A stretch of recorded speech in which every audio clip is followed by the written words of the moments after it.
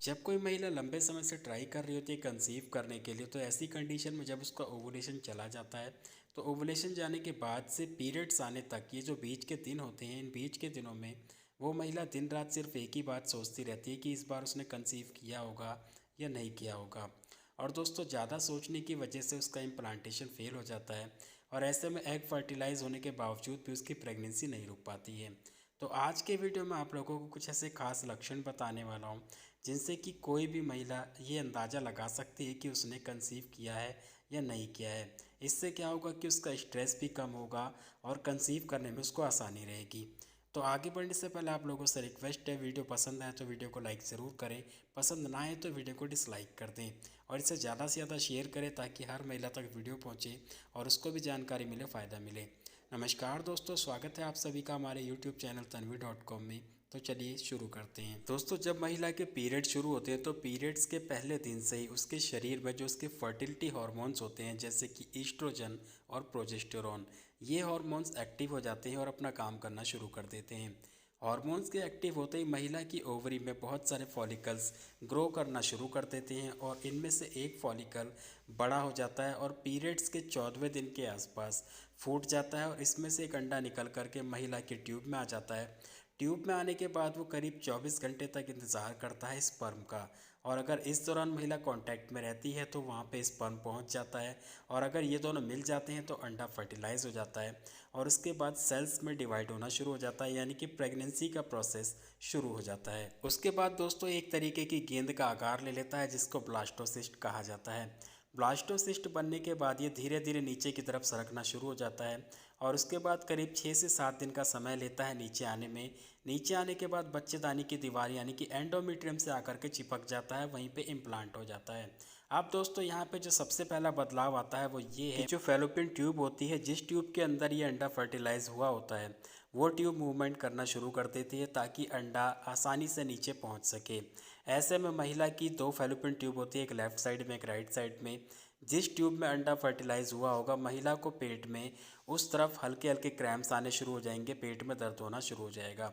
ये जो दर्द है ये ओवुलेशन के बाद के दिनों में होता है। ऐसे में अगर महिला ट्राई कर रही कंसीव करने के लिए और उसको ओवुलेशन के बाद के दिनों में पेट में लेफ्ट साइड में या फिर राइट साइड में क्रैम्प्स महसूस हो रहे हैं, तो ये मान करके चले कि उसका अंडा फर्टिलाइज हो गया है और वो इम्प्लांट होने की तैयारी कर रहा है। इसके बाद जैसे ही वो बच्चेदानी में पहुंच करके इम्प्लांट होता है, अपनी जगह बनाता है, तो उस दौरान महिला को थोड़े बहुत धब्बे लगते हैं, खून के स्पॉटिंग होती है या फिर कई बार हल्का फुल्का ब्लड निकल भी जाता है।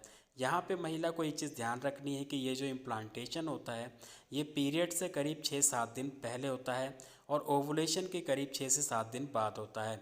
तो महिला को ये टाइम पीरियड ध्यान रखना है और अगर इस दौरान उसको हल्की फुल्की स्पॉटिंग होती है या फिर हल्का फुल्का ब्लड आता है और फिर बंद हो जाता है, तो ये मान करके चले कि उसका इम्प्लांटेशन हो चुका है, यानी उसने कंसीव कर लिया है।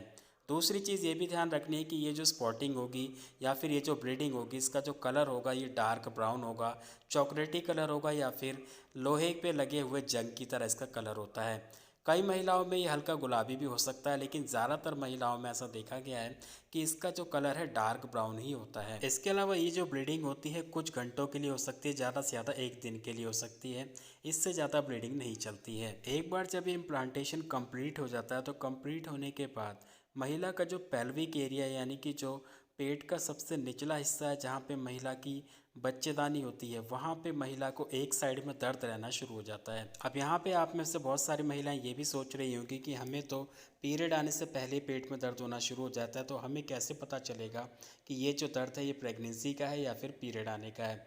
तो दोस्तों यहाँ पे आपको एक चीज़ बता देता हूँ कि जैसे मैंने अभी आपको बताया, जो अंडा फर्टिलाइज होता है वो ट्यूब के अंदर होता है और ट्यूब के रास्ते ही नीचे बच्चेदानी में आकर के चिपकता है। तो यहाँ पे आप एक चीज़ ये भी ध्यान रखिए कि जिस साइड वाली ट्यूब में अंडा फर्टिलाइज हुआ होगा, इम्प्लांटेशन भी उसी साइड में ही होगा। मान लीजिए लेफ़्ट साइड वाली ट्यूब में अंडा फर्टिलाइज हुआ, तो जब वो नीचे आकर के बच्चेदानी में चिपकेगा तो लेफ़्ट साइड में ही चिपकेगा, और अगर राइट साइड वाली फैलोपियन ट्यूब में अंडा फर्टिलाइज हुआ है तो वो नीचे आने के बाद बच्चेदानी में राइट साइड में ही इम्प्लांट होगा। तो इसलिए जब वो इम्प्लांट हो जाएगा, मान लीजिए राइट साइड में इम्प्लांट हुआ तो पेट में जो दर्द होगा वो राइट साइड में होगा, और अगर लेफ़्ट साइड में इम्प्लांट हुआ तो पेट में जो दर्द होगा वो लेफ़्ट साइड में होगा। बस यहाँ पे आपको थोड़ा सा ध्यान देने की ज़रूरत है। इम्प्लांटेशन कंप्लीट होने के बाद प्रेग्नेंट महिला के शरीर में HCG यानी कि ह्यूमन कोरियोनिक गोनाडोट्रोपिन हार्मोन बनना शुरू हो जाता है। ये वही हार्मोन होता है जिससे आप प्रेगनेंसी टेस्ट करते हैं। दोस्तों, इस हार्मोन का काम होता है कि ये ओवरी को स्टिमुलेट करे ताकि ओवरी प्रोजेस्टेरॉन हार्मोन को रिलीज़ करे। प्रोजेस्टेरॉन हार्मोन से ही होने वाले बच्चे की ग्रोथ होती है और पूरे 9 महीने तक आपकी प्रेगनेंसी सेफ रहती है।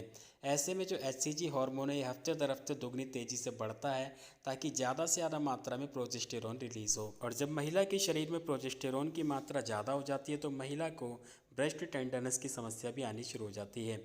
वैसे तो ये समस्या पीरियड मिस होने के कुछ दिनों बाद आती है, क्योंकि शुरुआती दिनों में तो महिला के शरीर में HCG कम बनता है, इसलिए प्रोजेस्टेरॉन भी कम बनता है और धीरे धीरे बढ़ता चला जाता है। लेकिन कई महिलाओं में ऐसा देखा जाता है कि शुरुआत से ही HCG ज़्यादा मात्रा में बनता है, इसलिए पीरियड मिस होने से पहले ही उनको ब्रेस्ट टेंडरनेस की समस्या दिखनी शुरू हो जाती है। इसके साथ साथ महिला को भूख भी ज़्यादा लगनी शुरू हो जाती है। और खाने पीने की चीज़ों में ऐसा होता है कि मान लीजिए महिला को कुछ ऐसी चीज़ें होती हैं जो उसको बहुत ज़्यादा पसंद होती हैं, लेकिन उस दौरान महिला को उन्हीं सारी चीज़ों से नफ़रत होनी शुरू हो जाती है। और ठीक उसके विपरीत जो महिला को चीज़ें पसंद नहीं होती हैं वही सारी चीज़ें अच्छी लगनी शुरू हो जाती हैं और मूड स्विंग्स होना शुरू हो जाता है। महिला कई बार एकदम से उदास हो जाती है, कई बार एकदम से खुश हो जाती है। तो मतलब ये जो सारे चेंजेस हैं ये प्रोजेस्टेरॉन बढ़ने के कारण होते हैं, यानी कि महिला जब कंसीव कर लेती है तब ये सारे लक्षण दिखने शुरू होते हैं। बस फ़र्क इतना है कि कुछ महिलाओं के शरीर में जब शुरुआती दिनों में HCG ज़्यादा बनता है तो महिला को पीरियड मिस होने से पहले ही ये सारी चीज़ें होनी शुरू हो जाती हैं। लेकिन कुछ महिलाओं में जब HCG शुरुआती दिनों में कम बनता है तो महिला को पीरियड मिस होने के कुछ दिनों बाद ये सारी चीज़ें दिखनी शुरू हो जाती हैं। इसके अलावा बहुत सारी महिलाओं के पेट में दर्द होता है और दर्द इस तरीके का होता है जैसे उनके पीरियड्स आने वाले हों। ऐसे में महिला को लगता है कि पीरियड्स आने वाले हैं लेकिन आ नहीं रहे हैं, तो पीरियड्स को लाने के लिए वो कोई ना कोई घरेलू नुस्खा ट्राई करती है या फिर कई बार खुद से कोई मेडिसिन लेकर के खा लेती है। तो इस गलती के कारण क्या होता है कि उनका अंडा फर्टिलाइज तो हुआ होता है, कंसीव भी कर लिया होता है, लेकिन उनकी रुकी हुई प्रेगनेंसी ख़राब हो जाती है। तो अगर आपको ऐसा कोई लक्षण दिखता है तो कभी भी आप खुद से कोई मेडिसिन ना लें, कोई भी नुस्खा ट्राई ना करें। अगर आपको समझ नहीं आ रहा है तो आप डॉक्टर से जाके कंसल्ट करें, डॉक्टर आपको चेक करके बता देंगे, लेकिन कभी भी कोई ऐसी गलती ना करें। इसके अलावा जैसे कि मैंने अभी आपको बताया कि अगर प्रेगनेंसी रुक जाती है तो महिला के अंदर खाने पीने की चीज़ों को लेकर के क्रेविंग्स बढ़ जाती हैं। तो ऐसे में क्या होता है कि महिला को जानकारी नहीं होती है, कई बार वो गर्म तासीर वाली चीज़ें इस्तेमाल करने लग जाती हैं या फिर बाज़ार से मंगा करके खाना पीना शुरू कर देती हैं। तो इन सारी चीज़ों से आपको बच के रहना है, क्योंकि ये सारी चीज़ें आपकी रुकी हुई प्रेगनेंसी को ख़राब कर सकती हैं। तो दोस्तों, आज की वीडियो में इतना ही। उम्मीद है आप लोगों को मेरे द्वारा दी गई जानकारी पसंद आई होगी। वीडियो को लाइक करें, पसंद नहीं आया तो डिसलाइक करें, ज़्यादा से ज़्यादा शेयर करें और कोई जानकारी चाहते हो तो कमेंट करें। मिलते हैं अगले वीडियो में। धन्यवाद।